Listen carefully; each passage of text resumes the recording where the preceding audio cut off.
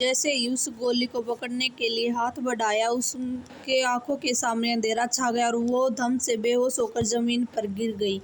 उसके बेहोश होकर गिरते ही उसकी छोटी गिलहरी उसके पास आकर उसे उठाने की कोशिश करने लगी। वो कान के पास ची ची ची कर रही थी ताकि उसे किसी तरह होश में ला सके, पर रागिनी पे इसका कोई असर नहीं हुआ। वो किसी बेजान गुड़िया की तरह जमीन पे पड़ी रही। दवाई बनाने के चक्कर में उसने बहुत सारे जादुई मंत्रों का इस्तेमाल किया था, जिससे उसका शरीर कमज़ोर हो गया। उसका शरीर कमज़ोर था, वो झेल नहीं पाया और उसकी ऐसी हालत हो गई। लगभग 2 दिनों तक रागिनी वैसे ही बेहोश पड़ी रही। उसकी सांसें भी अब धीमी होने लगी थी। उसकी गिलहरी उन 2 दिनों तक उसके पास तक हिली नहीं। जब उसने देखा कि रागिनी शायद अब खुद होश में नहीं आ पाएगी, तो उसने आखिरकार उसकी उंगली को काट लिया। पर इस बार वो उसके दांतों से बस कट नहीं रही थी, बल्कि कुछ जादुई ऊर्जा उसके शरीर में भेज रही थी। ये सिलसिला काफ़ी देर तक चलता रहा। लगभग 2 घंटे बाद रागिनी की पलकें हिलने लगी। वो छोटी गिलहरी पहले से ही घायल थी और अब काफ़ी ज़्यादा कमज़ोर हो गई थी, लेकिन वो खुश थी कि उसकी मालकिन का होश आ गया और अब वो बिल्कुल ठीक हो जाएगी। धीरे धीरे रागिनी को होश आ गया और उसके शरीर में बेहिंता दर्द हो रहा था। उसे कोई अंदाज़ा भी नहीं था कि वो कितने समय तक बेहोश थी। होश में आते ही सबसे पहले उसकी नज़र उस गोली पे गई, अभी भी हवा में तैर रही थी। रागिनी को ये देखकर सुकून मिला, क्योंकि अगर उस गोली का कुछ हो जाता तो सारी उम्मीदों पर पानी फिर जाता। रागिनी ने जैसे ही अपना आगे हाथ बढ़ाया, वो तुरंत गोली उसके हाथों में आ गई, जिसे देखकर रागिनी खुशी का ठिकाना ना रहा। लेकिन जब उसने आसपास देखा तो उसे छोटी गिलहरी उसके पैरों के पास आई, तो वो समझ गई ज़रूर उसकी छोटी गिलहरी ने ही उसे जगाया है। रागिनी उसे प्यार से देखते हुए, तुम्हारा बहुत बहुत शुक्रिया मेरी नन्ही दोस्त। अपनी मालकिन के मुंह से नन्ही दोस्त सुन के तो उस गिलहरी का खुशी का कोई ठिकाना नहीं रहा। वो उछल उछल कर ची ची ची करने लगी। वो अपनी भाषा में कह रही थी, मालकिन ने मुझे दोस्त कहा। अरे अरे नहीं नहीं, बहुत ही प्यार से नन्ही दोस्त कहा। जब मैं उन लोगों से मिलूंगी तब मैं उन्हें बताऊंगी कि मेरी मालकिन मुझे कोई पालतू जानवर नहीं बल्कि मुझे दोस्त समझती हैं। इन चक्कर में तो वो अपनी कमज़ोरी ही भूल गई। रागिनी से वहाँ से वापस जाने का फैसला किया। उसे तो ये समझ आ गया था कि वो अपने खून की मदद से अंगूठी की इस नायाब दुनिया में जा सकती है, लेकिन यहाँ से बाहर जाने का रास्ता उसे नहीं पता था। पर उसने अपनी जख्मी उंगली के पास उस अंगूठी को रखा, लेकिन इसका कोई फ़ायदा नहीं हुआ। उसने अपनी आंखें बंद करके अंगूठी को आदेश दिया, बाहर चलो, पर इसका कोई फ़ायदा नहीं हुआ। भले ही ये अंगूठी सालों से रागिनी के पास थी, लेकिन उसे कई ज़्यादा उसकी गिलहरी के पास को इस अंगूठी के बारे में पता था। लेकिन उसे ढेले भर का भी अंदाज़ा नहीं था कि इस अंगूठी के अंदर इतनी खूबसूरत दुनिया होगी। उसकी गिलहरी उसे यहाँ लेकर आई, तो रागिनी लाचारी से उस गिलहरी की तरफ देखने लगी। अपनी मालकिन को ऐसी हालत देखकर गिलहरी को हंसी आ गई, लेकिन वो रागिनी के हाथों से उल्टा नहीं लटकना चाहती, इसलिए खुद को हंसने से रोक लिया। क्या होगा आगे? क्या रागिनी फंस गई है अंगूठी की मायावी दुनिया में, या फिर किसी तरह उसकी गिलहरी ले जाएगी उसे बाहर? क्या बाहर की दुनिया में कोई नई मुसीबत इंतजार कर रही है रागिनी का? जानने के लिए पढ़ते रहिए रिबर्थ ऑफ अगली प्रिंसेस। जब रागिनी को कुछ समझ नहीं आ रहा था कि वो अंगूठी की दुनिया से बाहर कैसे जाए, वो लाचारी से अपनी गिलहरी की तरफ देखने लगी। उसकी गिलहरी उसे कुछ इशारा करने लगी। उसका इशारा समझ रागिनी उस अंगूठी पे लगे हीरे के रगड़ती है, तो वो तुरंत इस मायावी दुनिया से बाहर आ जाती है। लेकिन उसकी गिलहरी वही अंगूठी की दुनिया में रह जाती है, क्योंकि वो बहुत ही कमज़ोर हो चुकी थी, इसलिए वो रागिनी के साथ बाहर नहीं आती। रागिनी को अपने शरीर में बहुत ही ज़्यादा कमज़ोरी महसूस हो रही थी। उसका पूरा शरीर दर्द कर रहा था।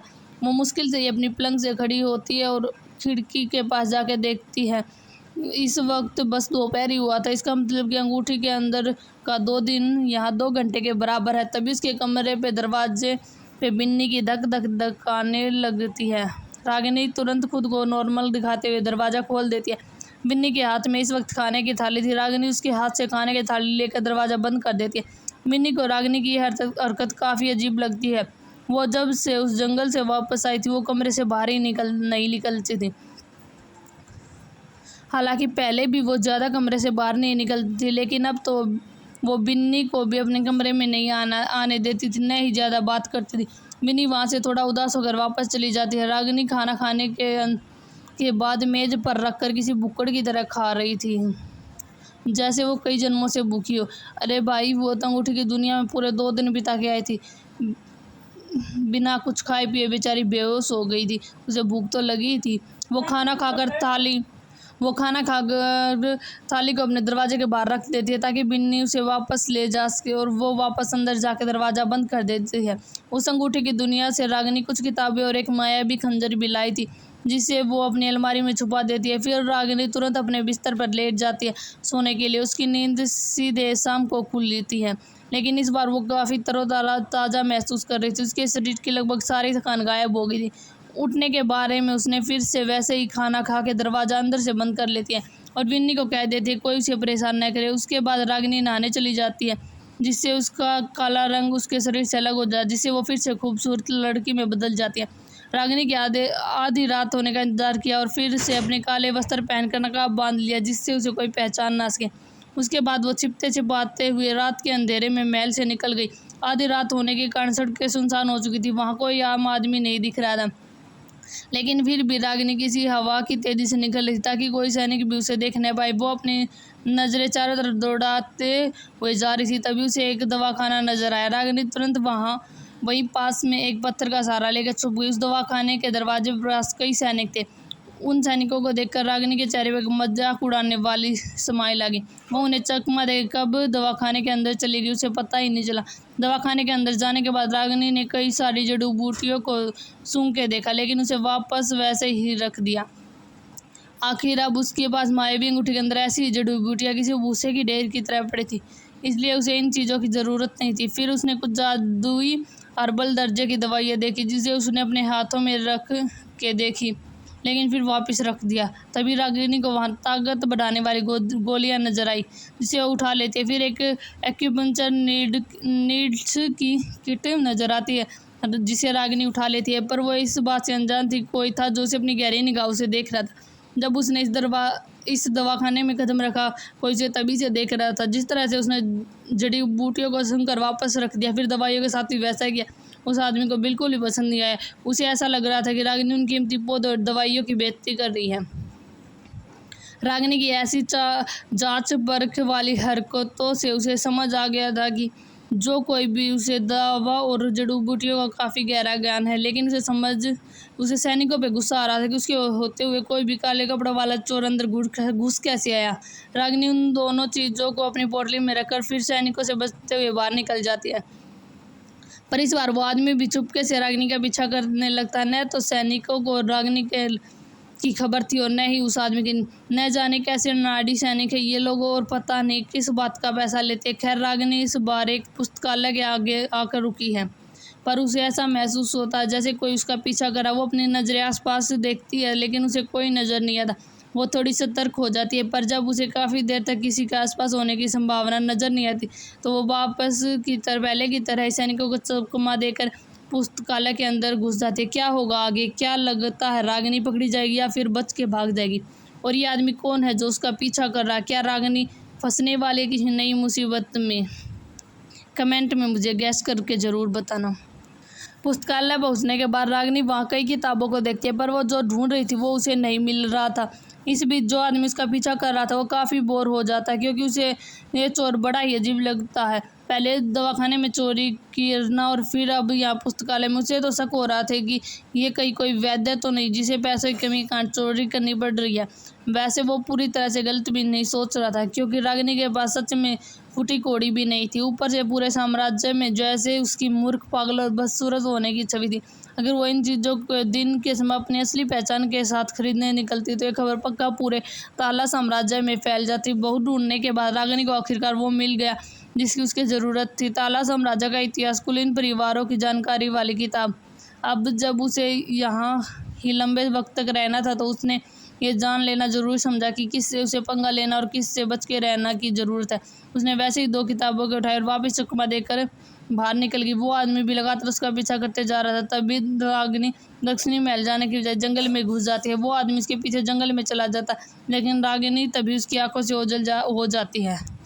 वो आदमी अपने चारों ओर देखता है, लेकिन उसे रागिनी कहीं भी नजर नहीं आती। अंत में थक कर वो वापस चला जाता है। उसके वापस जाने के थोड़ी ही देर बाद रागिनी एक पर्द के पीछे पेड़ के पीछे से बाहर निकलती है। उसके चेहरे पे एक प्यारी सी स्माइल थी। उसने थोड़ा हंसते हुए कहा, बड़ा आया मेरा पीछा करने वाला। अरे आज तक मैं किसी के हाथों पकड़े नहीं गई, भला तुम मुझे कैसे पकड़ सकते थे। असल में रागिनी को बहुत पहले ही एहसास हो गया था कोई उसका पीछा कर रहा, लेकिन उसने कोई प्रतिक्रिया नहीं दी, क्योंकि वो भी ये देखना चाहती थी कि पीछा करने वाला क्या चाहता है। पहले तो उसे लगा वो उसे रोकेगा, उस पर हमला करेगा या फिर सैनिकों से पकड़वाने की कोशिश करेगा, लेकिन उसने ऐसा कुछ नहीं किया, बल्कि वो तो शांति से बस उसका पीछा कर रहा था। वो समझ गई कि वो उसकी असली पहचान जानना चाहता है, पर रागिनी उसे अपने असली पहचान की भनक भी लगने के देने के मूड में नहीं थी।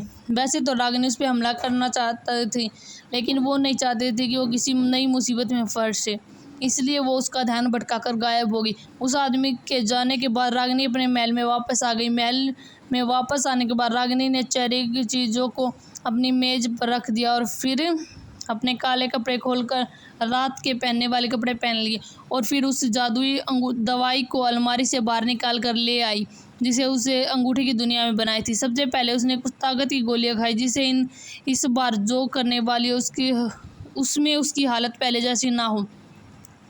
उस ताकत की गोलियों को खाने के बाद रागिनी के शरीर में बहुत ही शुद्ध और आत्मिक ऊर्जा का संचार होने लगा। उसके बाद उसने अपना ध्यान केंद्रित किया और अपनी अंतरात्मा को आंतरिक ऊर्जा के स्रोत के पास ले गई। फिर उस सील के पास जाके एक जादुई मंत्र पढ़ने लगी, जिससे एक जादुई शक्ति उस सील को टकरा गई। लेकिन रागिनी की अंतरात्मा को इससे काफ़ी बड़ा झटका लगा। उस सील पे रागिनी के हमले का कोई असर नहीं हुआ, तो उसने तुरंत वो जादुई दवाई खा ली। उस दवाई के खाने के बाद वो सील धीरे धीरे पिघलने लगी, जिससे रागिनी को उसके शरीर में बेइंतहा दर्द होने लगा। वो दर्द इतना था कि उसने अपनी मुठियाँ बींच ली। इस वक्त उसे बहुत ही ज़ोर से चिल्लाने का मन हो रहा था, पर वो ऐसे कभी नहीं वो कर नहीं सकती थी।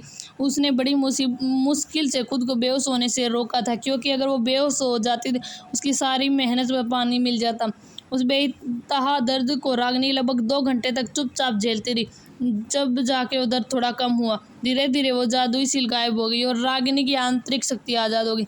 इधर रागिनी की सील जैसे ही टूटी, वहाँ से कोसों दूर एक पहाड़ की गुफा में एक बेहद खूबसूरत औरत जो ध्यान की मुद्रा में बैठी, रागिनी की आंतरिक शक्ति के सूल टूटते ही उसने अपनी आंखें खोल दी और खड़ी हो गई।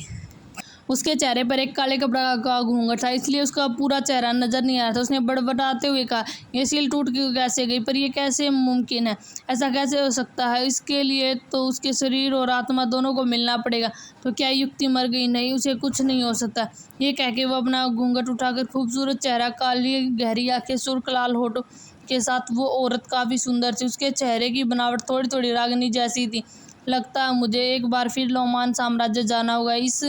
क्या इस आंतरिक शक्ति के सील के टूटते ही रागिनी किसी नई मुसीबत में फंसने वाली? कौन है ये घूंघट वाली औरत? क्या है युक्ति का इसके साथ रिश्ता?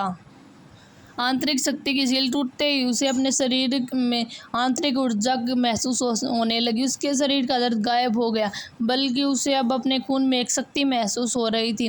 रागिनी अपनी आंखें खुशी से खोली और अपने शरीर की ताकत देखकर बोली, अब मुझे अपना शक्ति तत्व स्थापित करना होगा। उसके बाद मैं पहली की तरह एक बार फिर शक्तिशाली हो जाऊंगी। वैसे तो रागिनी ये सोच रही थी कि उसके इस शरीर के पास कौन सा तत्व की शक्ति होगी। युक्ति के शरीर के पास 5 तत्वों की शक्ति थी: समय तत्व, वायु तत्व, माया तत्व, पृथ्वी तत्व और लकड़ी तत्व।